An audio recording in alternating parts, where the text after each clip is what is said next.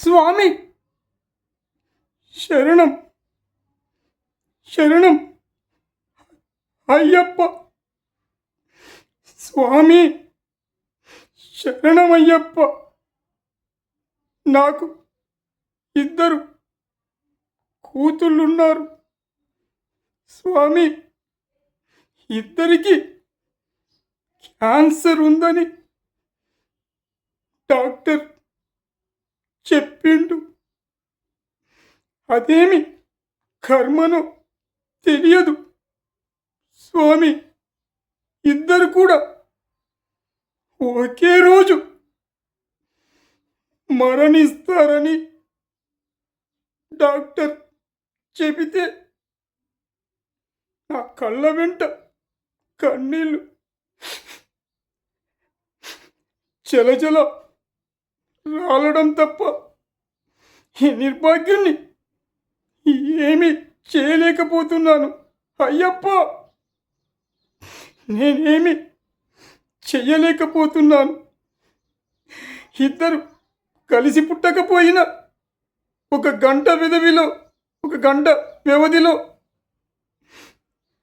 పుట్టిన కానీ మృత్యువు ఇద్దరిని ఒకే రోజు తీసుకెళ్తుందంటే ఇంతకన్నా దురదృష్టవంతుణ్ణి ఈ ప్రపంచంలో ఎవరు ఉండరయ్యప్ప, ఉండరని నాకు అనిపిస్తుంది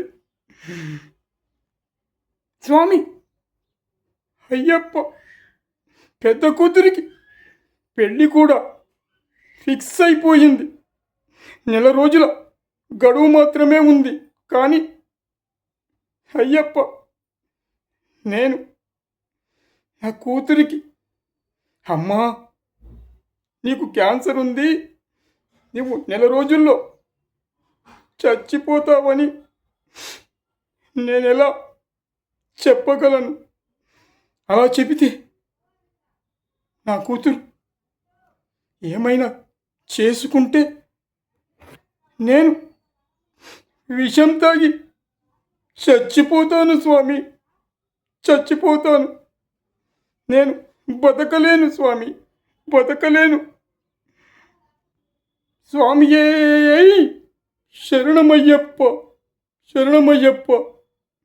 నియమనిష్టలతో స్వామి ఇరుముడి కట్టుకొని నేను నీ దగ్గరికి పాదయాత్రతో శబరిమల చేరుకొని జ్యోతి దర్శనం చేసుకుంటాను స్వామి. కానీ ఒక్క విన్నపం, నా ఆయుష్ కూడా నా బిడ్డలకు పోసి నా బిడ్డలిద్దరిని బతికించు స్వామి, బతికించు. నీదే భారం అయ్యప్ప, నీదే భారం అయ్యప్ప, నీదే భారం. ప్రియా రామ్మ రా, ఎందుకు సందేహిస్తున్నావు? కాఫీ, నా కోసం కాఫీ ఈ టైంలో తీసుకొని వస్తావని నాకు తెలుసమ్మా, నాకు తెలుసు. నీకు మరో విషయం తెలుసా? నేను నీపై ప్రేమ చంపుకోలేక అల్లుడి గారిని ఇల్లరికం రమ్మని మన ఇంట్లోనే ఉండమని చెప్పాను. కానీ అల్లుడు గారు ఏమన్నారో తెలుసా అమ్మా? ఇక్కడ నేను కూడా ఒక్కనే మామయ్య గారు, అమ్మా నాన్నలకు సేవలు ఎవరు చేస్తారని అన్నాడు. అబ్బాయి శ్రీరామచంద్రుని టైపు. అమ్మ నీకు సరైన జోడి. నాకు టైం అవుతుంది, పెళ్లి పనులు ఎన్నో ఉన్నాయి.